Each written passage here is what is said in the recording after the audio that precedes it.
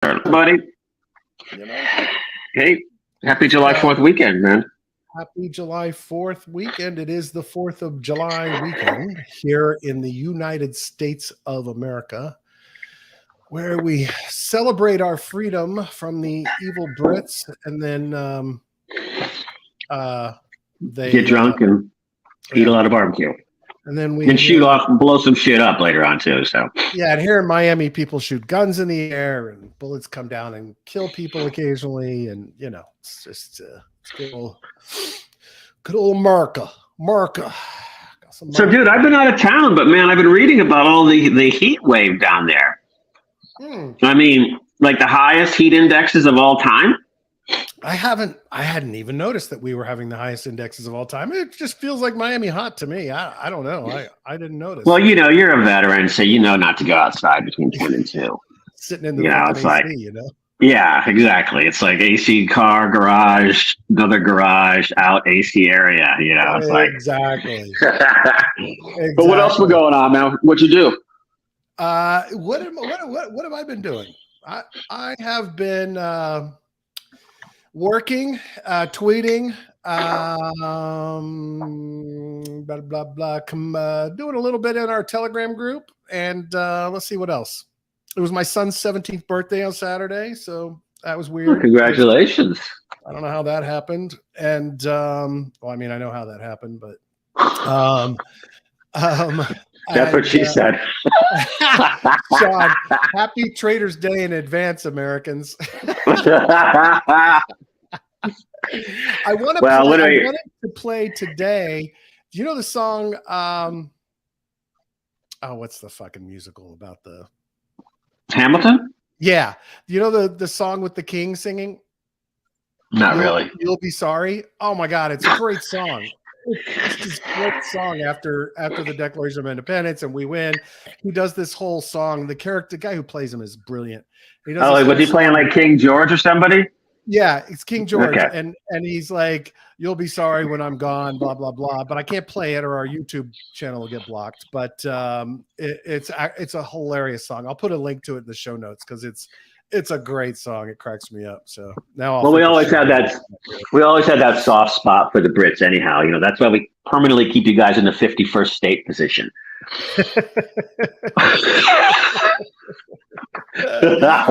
Sorry, dude. That's what we usually say about Canadians, but I just couldn't resist. The song is called "You'll Be Back," and it's You'll Be Back. Hilarious. Yeah, it's really fucking hilarious. I recommend everybody watch it on YouTube because he's funny as the whole thing is funny as shit. So, anyway, let's see what else. Sean says the Empire will strike back. It is striking back because it's doing a better job with crypto regs than we are. So you know, where is that? I just had an article for that. Actually, it got royal assent, their crypto policy. I'm trying to find the article because I've got it with the appropriate royal 10% agency fee on top. Well, there you go. I mean, you know, what would it be without the royalty taking their cut? You know, that's insurance, buddy. Cut, dude. Yeah, that's your insurance. Yeah.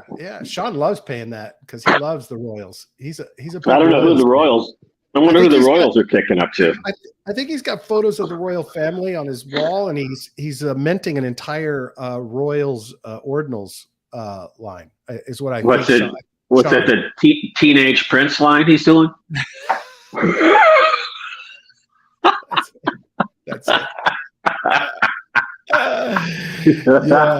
Yeah, that's it. That's exactly it. That's funny.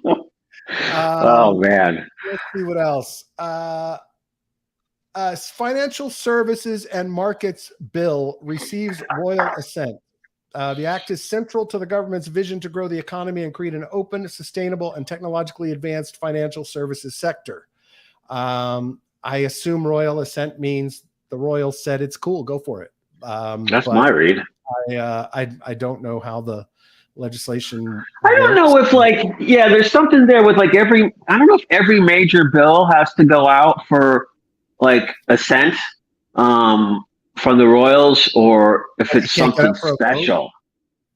Yeah, I don't know. And then it could go back for a vote. I'm no expert. I'm just, just trying to think that one through because I know it's pretty discreet, obviously. Right.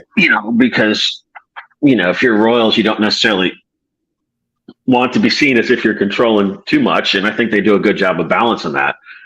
But I think there's some kind of, it might be part of their parliamentary process. I'm not 100% sure. Because I think budgets go over for like royal assent and things like that. I don't know. Yeah, maybe Sean will weigh in on this, or some of our other Tory listeners. He said the king queen needs to sign any bill. Oh, shit. Oh, really? okay. I mean, I assume that's like, if it's passed, they rarely don't sign it, but I wonder, is there a non-assent, a decent override for that? I don't know. Anyway, it's a part of a whole financial act, but part of it is enables the regulation of crypto assets to support their safe adoption in the UK. So I like it. I like it. Yeah. Says that's the last step before law.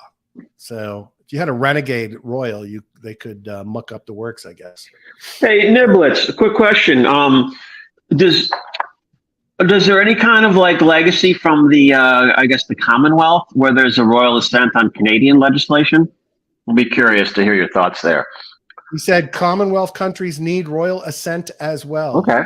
There you go. Says it's more an ivory stamp, but total formality. All right. So they stamp everything that comes in. All right. Okay. All right. There you go.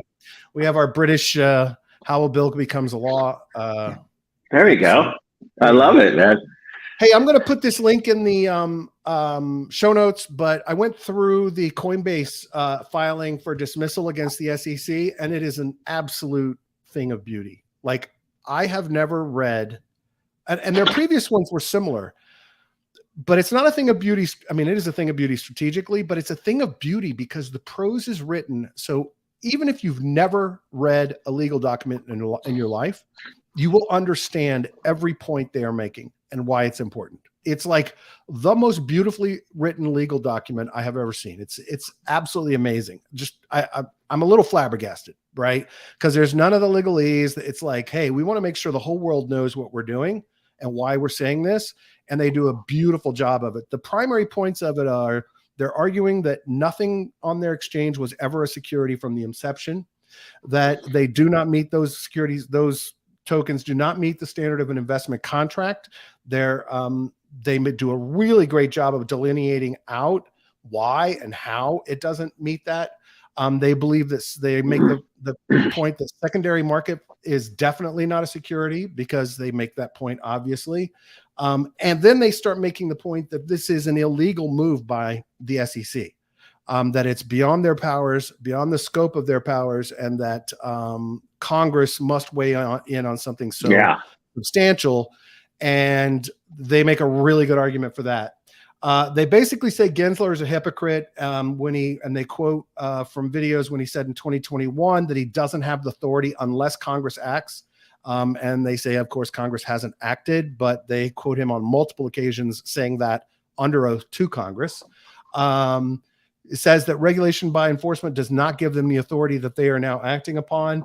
And then they pull in the major questions doctrine, which is my favorite thing right now, just because of the makeup of the Supreme Court of the United States, saying that basically SEC must get in its lane and stop trying to create law, which is the job of Congress, and that it actually not only means they don't have the authority, it actually is an illegal action on their part. And they are intimating, I think, that there are some liabilities associated with them taking these illegal actions.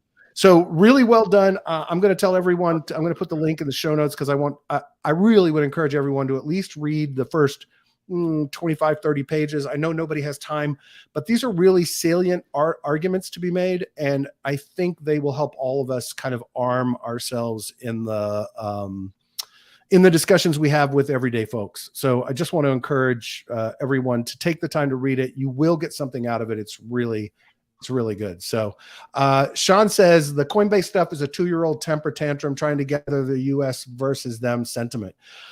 I wouldn't call it a temper tantrum, but I would call it fairly sound legal arguments. And I definitely agree it is them trying to gather sentiment. It's absolutely them trying to champion the cause and get the community engaged and on board. I think that's why they wrote it so well and did such a good job of communicating what the points were.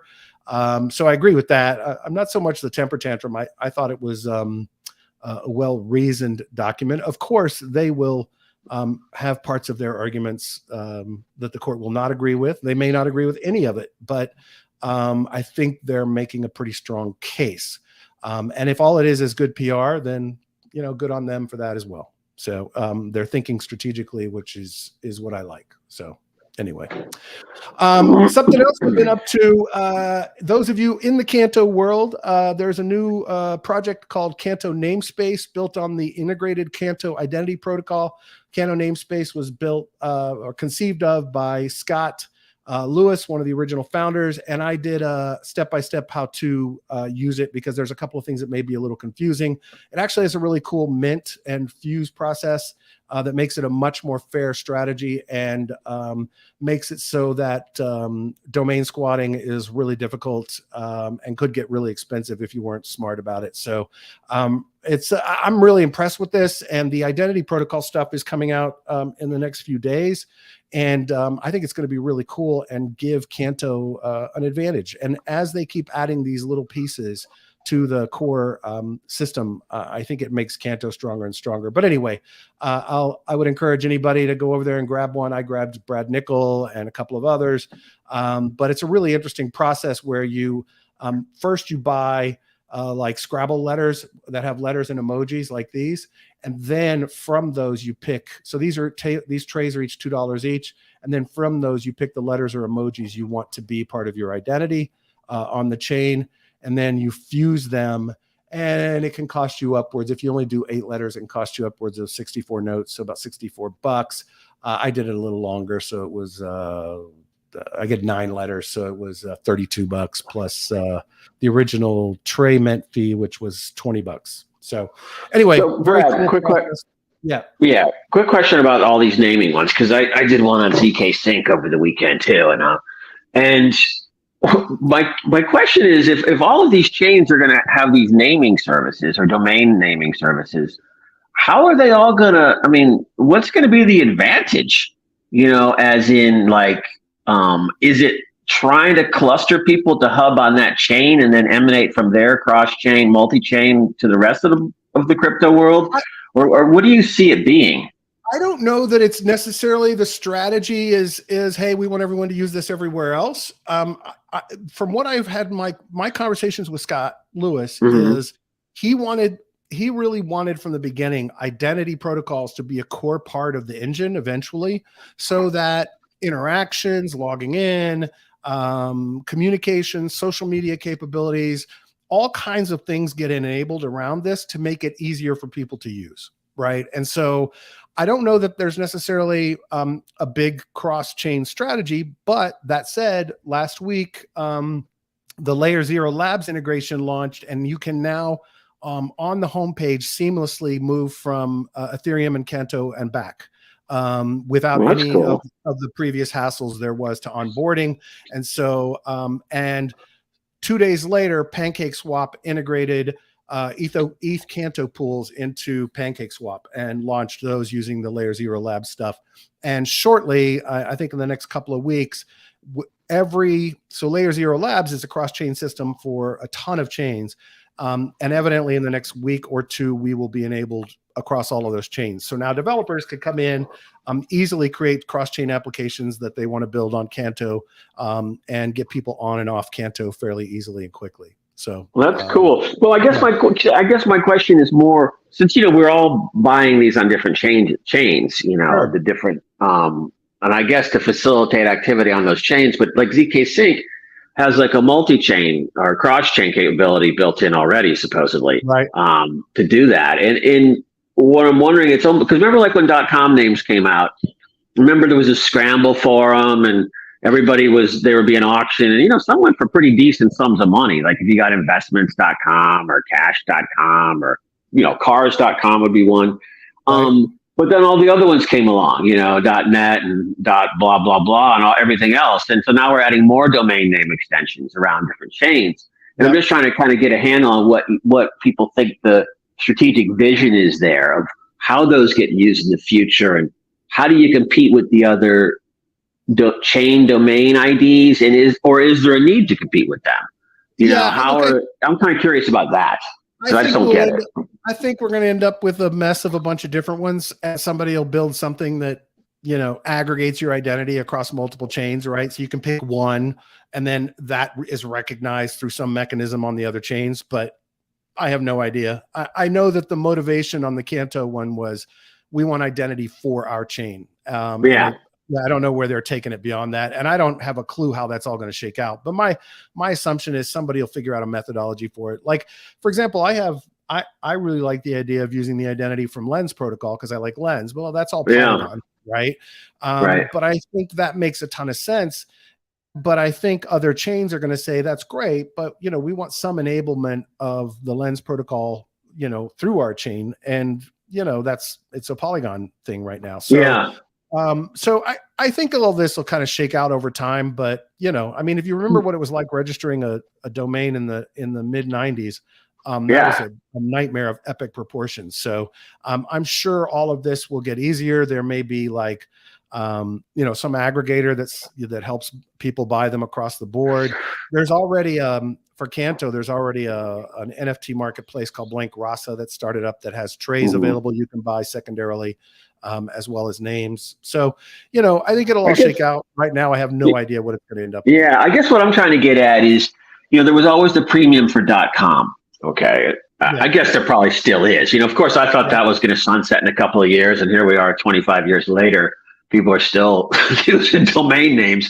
But because I kind of see, like, when we think about Toby Rush and Redeem and their use of the phone number to move stuff around and do things like that, and I see this as almost the same thing. We're all trying to develop some type of tech that makes it easier for people that aren't like software developers to use crypto, right? Right. And so if you have something like that that follows you around and allows you to do transactions and things in ways where it's, turning on the coffee machine basically or something, I kind of feel like it's going that direction.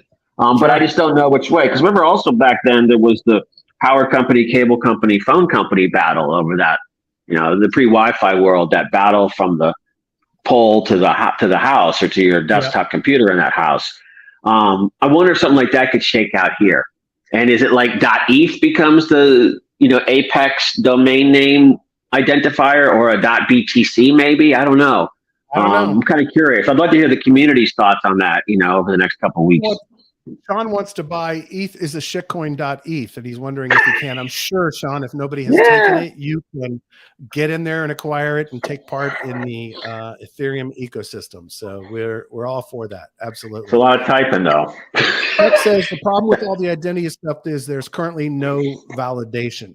I guess what you mean by that, Chuck, is there's no way for the other person to verify that is your identity. Unless they have some tie to the wallet that the identity is tied to, knowing that it's you in the first place. Yeah, I guess that makes sense. I mean, the good news is that every identity in most of these systems, I assume, is unique, right? So if someone establishes a relationship with a protocol, then you have verification of identity based on the attachment of the name to the wallet. The problem is if somebody sells that identity on a marketplace to someone else, it's no longer attached to that wallet. So is there a way to tie them to the wallet? I'm going to be really interested to see what else is coming out of the identity protocol from CANTO, because this isn't the core identity protocol. I haven't read the docs on it yet, but I'm curious to see if they've solved that problem. But I agree with you, Chuck. That is an issue.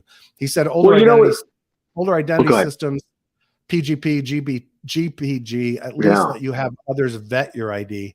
And the real value comes when identity has an associated reputation. I think that will probably potentially happen.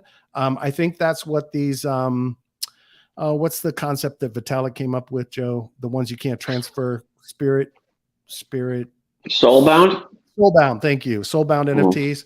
I think that's, Chuck, where the kind of the validity comes in. But yeah, I definitely agree that, it just seems like your boys at CANTO have a really good opportunity here to kind of define what it's going to be going forward. Mm-hmm. You know what I mean? Because it's kind of like small and nimble enough to kind of try to set a vision there, which would be pretty cool. And, it just seems like there's a big opportunity here that someone can seize a day, because we are always talking about everything about identity, from digital identity management, biological proof of identity, fusing kind of the DNA data in with some kind of algorithmic, I don't know what, cryptography thing, so that you have it in both worlds. Yep. Both in real world and digital worlds. I mean, that's coming, and it seems like I would love it to be in CANTO's hands over, that'd be awesome. Say Algorand. Yeah, absolutely. It's like, so absolutely. That's just my point. More on the regulatory front, the guys at the Blockchain Association and the DeFi Education Fund, Jake Chervinsky, are going hardcore. They've actually created a primer for anyone engaged in legal disputes for forcing Gensler to recuse himself from the cases because of his past comments and hypocrisies. And they do a really good job of laying it out. I love seeing them doing this. I frankly hope every association starts coming out with more legal defense strategies to go hardcore after people and give them the ability to defend themselves. And if Gensler's out of the voting process on the commission, you now have a tie vote for the pro-crypto versus anti-crypto folks. So I think this is a really cool strategy. Of course, it's only a cool strategy for as long as it works, or if in the first case it gets rejected by a judge, then somebody else can try it with a different angle, but we have to find out if it's going to work and actually be tested. But they obviously put a ton of time into building this strategy and trying to figure out a way to handle it. Further to that, on the idea that the SEC has stepped beyond its power and is operating illegally, SCOTUS granted cert to a case on what's the date? On the 30th. So on was that Friday? Yeah. That will decide the legality of SEC Gov's in-house administrative court, showing once again that the court intends to curtail administrative overreach. So the SEC's court is in-house for administrative regulatory enforcement, right? So you have a court and a group of judges who all work and socialize and hang out with the attorneys who are prosecuting the cases. Whereas the people trying to defend people in these courts, they don't have those kinds of relationships. I don't know that that's the gist of this case, but that's kind of the conflict with how the SEC operates in terms of the administrative court. So this will be really interesting to see. Look, I'm not a big fan of this court. Don't get me wrong. I'm not at all. But in our case, the major cases doctrine and overreach of power for this constitutionally aligned kind of originalist court is very much a good possibility for us in the crypto front. So if we can get shit to the Supreme Court to fight on cases on our behalf, or even cases that are tangentially related, dealing with regulatory bodies trying to overstep their power, it could get really interesting with this Supreme Court for crypto. So we'll see what happens. Chuck said, that's right, legislative overreach is reserved for the courts. Fuck those executive branch posers. You're not kidding. I mean, look, last week the court ruled on a case that actually was based on something that never happened. So, we do have that problem. I don't know. Did you ever mess around with Shrimpy, Joe? Shrimpy? Yeah, Shrimpy was one of the first kind of bot systems that I ever encountered. It was actually pretty large, I guess, at some point, 100,000 customers. Wow. And it actually was a pretty nice interface, but they are shutting down as of July the 7th in 4 days. And it's kind of like a historical marker, at least personally for me, nostalgic wise, because they were one of the first platforms. Like they were a platform devoted to simplified automated trading strategies on centralized exchanges. So bummer to see them going. I don't know necessarily. I think they had a monthly fee model because they couldn't charge a percentage because I think they were US based. Yeah. And I guess they just couldn't get enough people in the longer term to sign up and provide the revenue.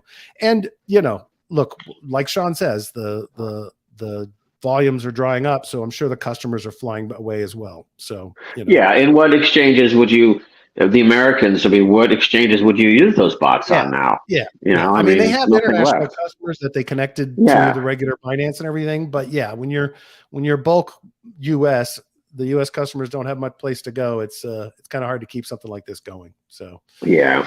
Anyway, let's see. Oh, you know what? I meant to read this. I haven't had time to, but evidently there was a bet on when the on one of these Poly Market, one of the betting marketplaces on Spain, and there was a bet about whether or not the sub would be found.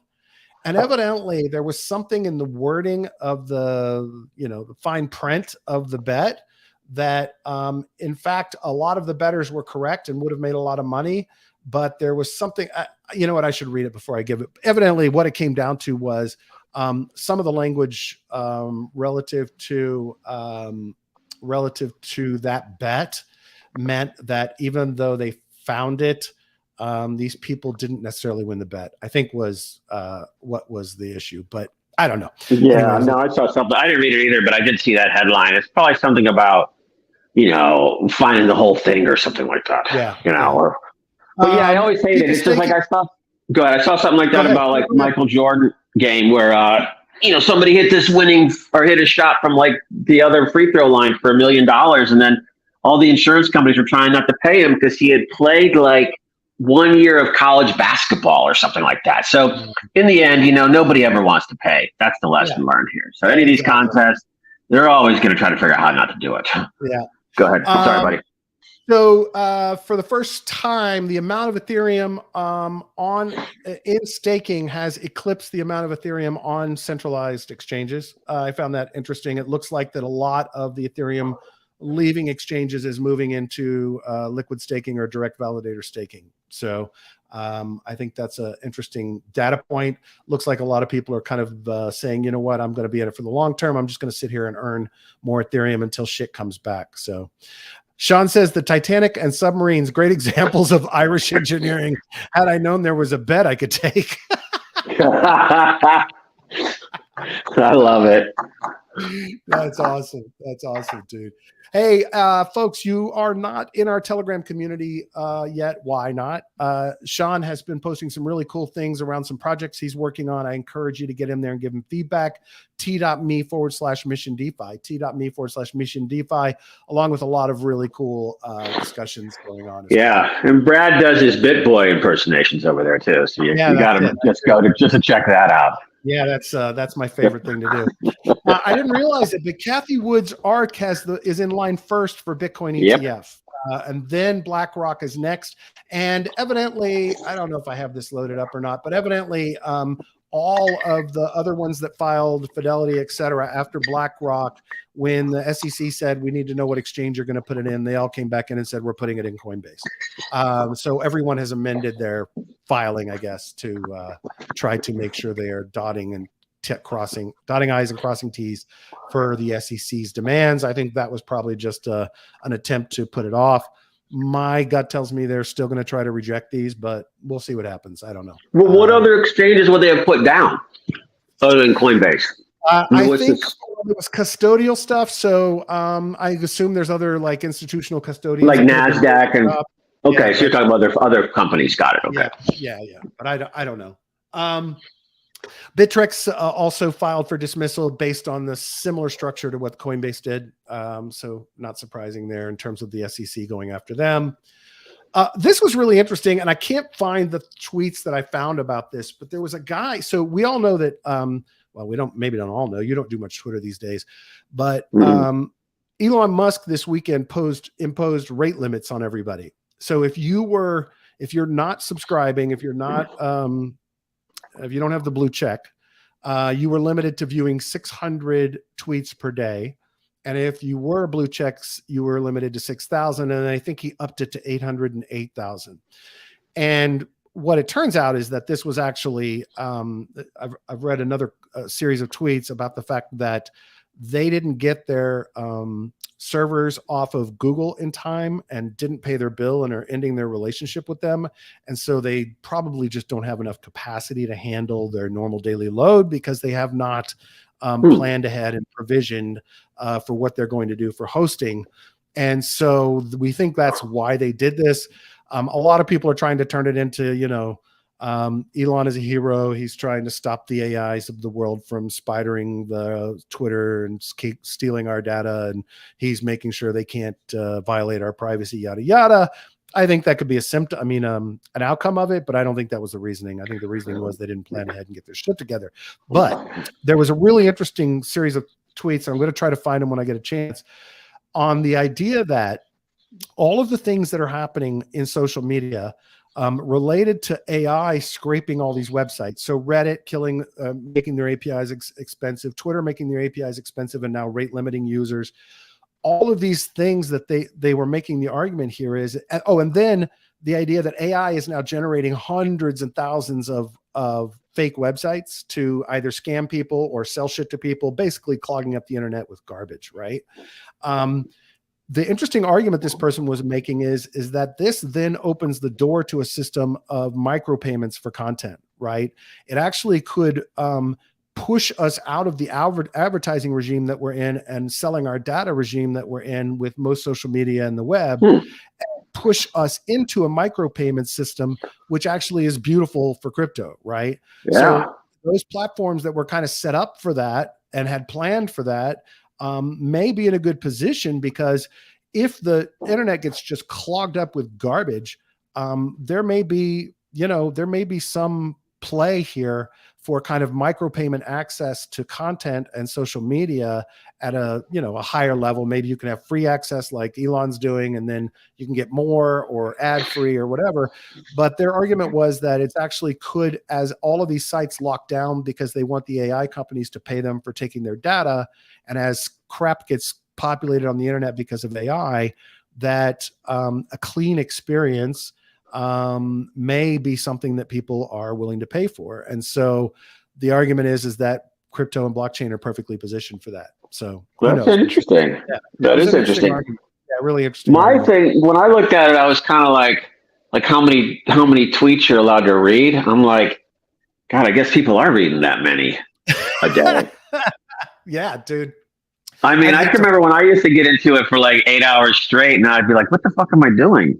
And, you get looped in pretty quickly. And, when you're covering all these, between like, war news and politics and crypto and macro, and I mean, geopolitics, it's just, never ending. And since a lot of it's raw news, it hasn't been curated, you got a lot more content to sift through to figure out what's real and what's not. I like, because you get the breaking news on stuff, but the uncurated stuff. But then at the same time, you got to be careful not to react to the first thing you see.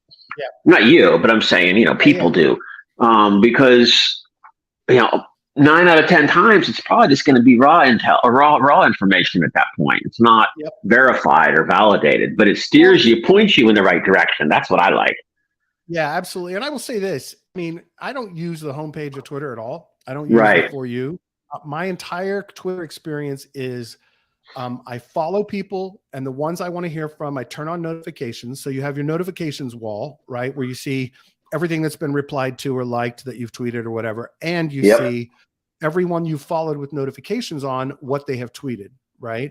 And then I create topic lists. So I have an AI topic list. I have DeFi 2.0, DeFi strategies list, crypto legal list. I have all of these lists that I use on particular topics for people that I trust, right? So for the most part, my experience is not algorithm fed. I rarely interact with the Twitter's algorithm at all. My entire experience is controlled and curated by me and by the lists I've set up. So highly recommend that to anybody. You're not just a scroller, basically, is what you're saying. That makes sense. Slovakia has passed a law that will lower the tax on crypto from 39% to 7%. So if you've got some Slovakian heritage, you may want to check on the citizenship requirements there. Could be a good place to be if you got any of that in your background. Frankly, that's great. And New Zealand says they've ramped up monitoring of stablecoins and crypto assets, but sees no reason to add new regulatory infrastructure around crypto at all. So they are not going to take any steps to up their regulatory scrutiny of crypto in that country, which is awesome. Yeah, you know what's pretty cool about that too. You know, New Zealand's for the non-Americans or for everybody, whatever. Is that that's a frequently mentioned retirement destination for the Yep. well-heeled. Let's put it that Yeah. way. And the fact that you can roll. And second thing is their real estate market has taken a big hit lately. I think it's lost billions in value for I don't even remember why. It's nothing. It's more like a supply demand thing than anything else. But if you can now retire there with all your crypto Yep. and buy real estate with it, that sounds pretty Yeah. nice. Yeah. Citizenship there is not, or visas there are not easy, but once you're in, you're in. Yeah. And I've known a lot. There's a lot of technical talent there, technology talent there. I've worked with and partnered with several technology companies there, and have always been thoroughly impressed with the citizens there. And I also read a climate study that said New Zealand will be one of the last places on Earth to go underwater when the whole world floods from climate. So that's a positive as well. So that's going to be a little bit behind Palmetto Bay, right? Or Cutler Bay. Like probably next week, That's why I always take those condos. Everybody's like, why do you take such a high floor? And I'm like, well, if that tsunami wave comes rolling through, I got a better chance than most. Well, dude, Miami Beach floods on a daily basis these days. The aquifers are backing up. That's our water supply. So, it's all good. Sean said if he limited it to 8 tweets a day, this would be a better world. Yeah, absolutely. I like that. That's good. Let's see what else. Oh, this guy, Sam C. Zune from Twitter, who always has been, he's been very active in helping people with exploits on both analysis and spotting exploits before they happen. He was heavily involved with helping SushiSwap prevent an exploit in their their launch platform where people could launch tokens and raise money. So really reputable source. He has just launched a security alerts Telegram channel. So I will share the link to this in the show notes. But I have a high trust value with him, and feel like whatever he puts out is probably pretty good.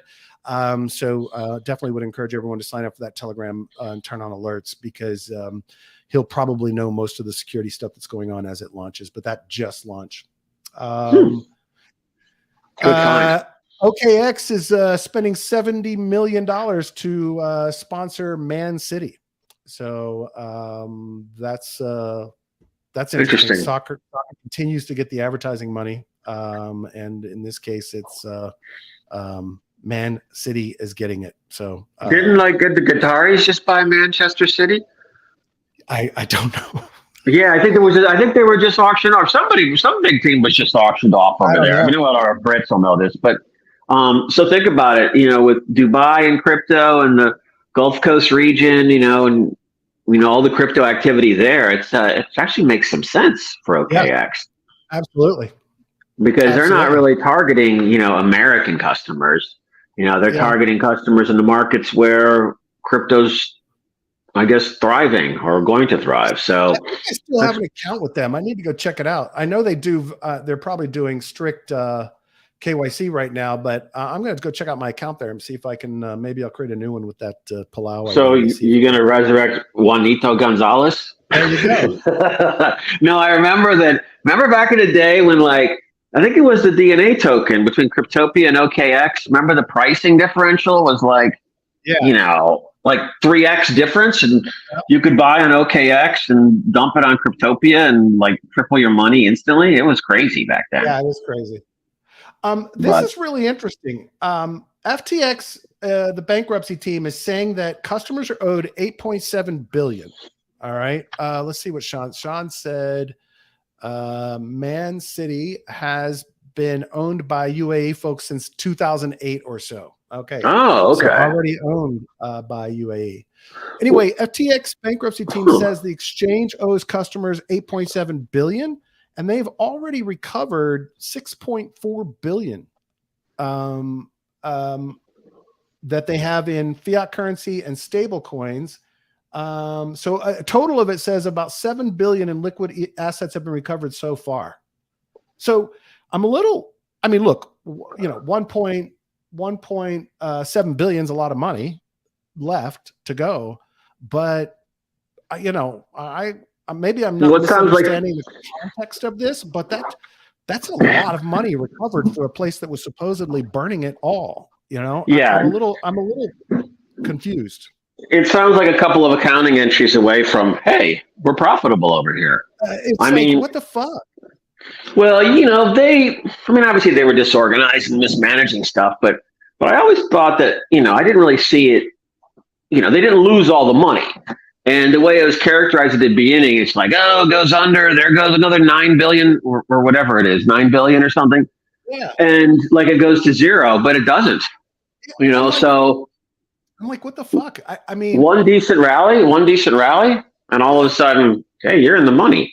Yeah. I mean, and they've spent like 200 million of that on legal fees. So, yeah, I'm a little blown away by this, because I never thought the numbers would get close to that. At first, I actually thought that the customers were owed a lot more than that, and that may be part of the discrepancy, right? Is that the bankruptcy people are saying this is what's owed, and the customers are going to say, no fucking way, you owe me a lot more than that. Now, creditors may be another 10 billion. I don't know, but still. Well, I think to me, it's like I put creditors in the same category just because.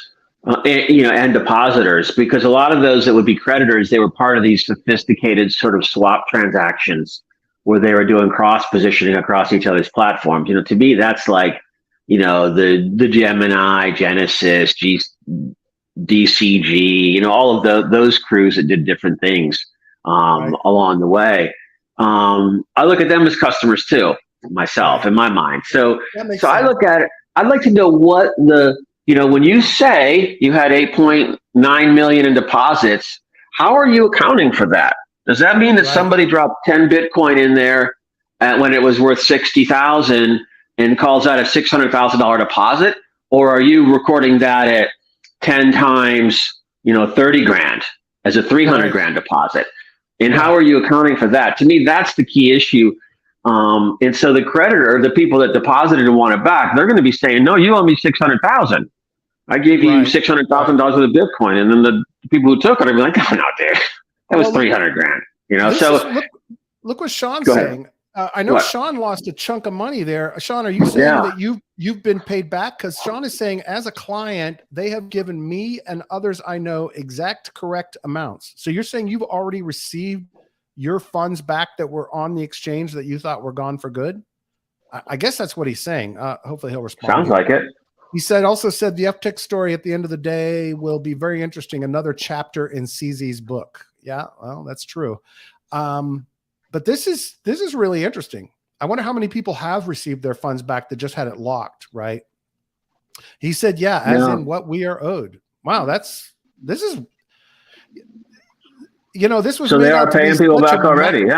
This is made out to be such a massive clusterfuck, and I get that it was a clusterfuck internally from a management perspective, but sure seems to me that it wasn't quite as bad as the picture that was painted.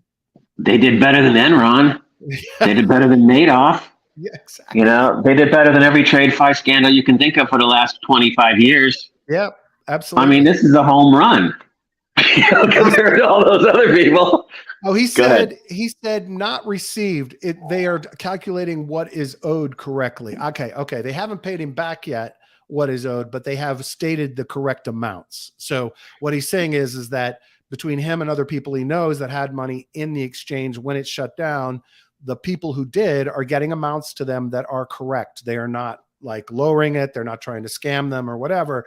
They are actually saying, yes, we owe you X, and Sean is saying that what they said they owe him is exactly what they owe him. So cool. That's interesting. Really interesting. Well, when you go through U.S. bankruptcy court, the I's get dotted, T's get crossed, man, to nauseating levels of delay and patience requirements, but it does get done. Yeah, absolutely. Absolutely. Let me see if I have anything else here. Let's see. What is this? Oh no, that's an identity verification story I haven't read yet. Yeah, I haven't read all of these yet. That's all I got, Joe. And I got a call in 12 minutes. So Yeah, the only thing I was going to add a couple things before we go real fast. yeah, go ahead. I want ZK Sync. Our buddies Maverick are over there. We had on both sides we've had them on Mission DeFi and DeFi Lunch. Yeah. And their token just listed on Binance a couple days ago. So if people like that protocol, you might want to check that out. Cool. I bought it on actually ZK Sync. So you have a swap thing on Maverick there, and also there's another one there called Azumi Finance that's pretty interesting. It's got perps and swaps. So if you're doing your daily activities, or you're like interested in that chain, those are the two I would go check out. There's other protocols too, but those are the ones that you can actually start doing stuff in now. And so I staked some into a liquidity pool on Azumi, and they actually do it with the NFT. So instead of like adding different when you add more money to it, it just adds it to that NFT already that shows your holdings, versus creating a new one constantly. So there's some clever stuff there. So I invite anybody, just go check out Maverick and Azumi Finance on ZK Sync. Super easy to get in there. It's fast. It looks interesting. So I'm trying to learn as much as I can about that. So check it out, everyone. I will definitely do that. I'll definitely do that. Oh, yeah. One more thing. Go ahead. One more thing for you. Tons of airdrops coming from like Azumi and others. So there's future so you want to do the swaps on those sites because then you'll get the airdrops from those sites as well. And they're sharing 50% of the ZKS whenever ZK Sync comes out and those do their airdrop. Whatever Azumi Finance gets in those tokens, 50% get distributed to the people who use the platform. Nice. So just remember that too. Sorry, I didn't mean to cut you off, Brad. No, it's okay. Go ahead. Sean was saying. Sean said that the number of tokens matches up. What is owed in the coins held and price is now the same as pre-crash. Okay, so it all balances out. Well, listen, I'm actually feeling pretty positive right about now, Joe. I look, I think that we're still probably going to have some really serious issues with all the liquidity problems on chain and everything that Sean talks about regularly. But I am glad to see crypto starting to get aggressive legally, which I think they should have done. I think there's a lot of interesting strategies happening. I think that there are folks who are going to try to take advantage of what the Supreme Court's doing to put us in a better position. And, maybe we get lucky and 1, 2, 3, 4, 5 Bitcoin ETFs get approved, and then we're really soaring, right?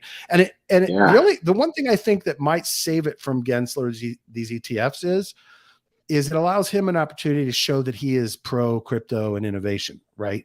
He can say, yeah, I'm going to allow these ETFs. It's my institutional buddies. That's cool. Bitcoin is okay because it's decentralized, blah, blah, blah, without having to give up on his fight for everything else as security, right? And so that's, for me, the one thing I'm holding out for that getting approved. We'll see. Who knows? It makes a lot of sense. I mean, and it is like, it will be game changing at that point, but they'll probably, it could be the event it could be the thing that creates that big dip that Sean's forecasting, or that we get to step. I won't say forecast, that's not the right word, but that we all talk about a lot on the show. Yeah. Because I think there's a GBTC liquidation issue that comes up with those ETFs. Like, I guess all of that can theoretically be sold at that point. So there might be a short-term drop if that is indeed happening. Yeah. But hey, clean out the fat. Let's go on the next rip. Let's get it on. Let's go. Absolutely. So, yeah. All right. Well, listen, I got to run. Got to get ready for a call. But listen, appreciate you guys. Thank you, Shizzy. Thank you. I'm not Shizzy. Shizzy wasn't here today. Where the hell is Shizzy? Sean, Niblets, Chuck, thanks so much for participating. Glad you guys are here. Really appreciate it.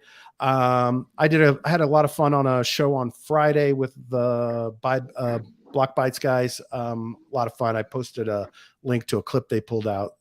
So they're good guys over there. Enjoyed that show. Please join our Mission DeFi Lunch Telegram. It is t.me/Mission DeFi, t.me/Mission DeFi. Lots of really cool conversations going on, including Sean's efforts for a campaign to recruit folks into Bitcoinery. And a lot of people giving feedback on that, and I'm really impressed with that. But there's a ton of stuff going on there. Alhambre is posting airdrop stuff. He said he's going to post some more soon that he's been checking on and examining. So I encourage everybody to join the community and get involved. If you're listening on Apple Podcasts or Spotify, please rate and review us. Just take the 10 seconds it takes to do that so that we get a boost in the algorithm. If you're on YouTube, make sure you subscribe, click the little bell so you get alerted, and smash the thumbs up so we also get the boost from that. Joe, I hope you have a great afternoon. Thank you very much. No show tomorrow, boys and girls, July the 4th. We're going to take the day off. So holiday here. Joe's got to go out and shoot some fireworks and do all that good stuff. But we will be back Thursday, hopefully with Sean. I haven't confirmed Sean yet, so I don't want to say that until we're sure. But hopefully we'll be back Thursday with Sean. Yeah, well, if I'm off tomorrow at lunchtime shooting fireworks off and drinking, we're going to have a real problem later on that night. So, but anyhow, that won't be going on until nighttime. But hey, thanks everyone. You guys, everyone here in the U.S., have a great day tomorrow, and those outside have a great day as well. And we'll see everybody on Thursday.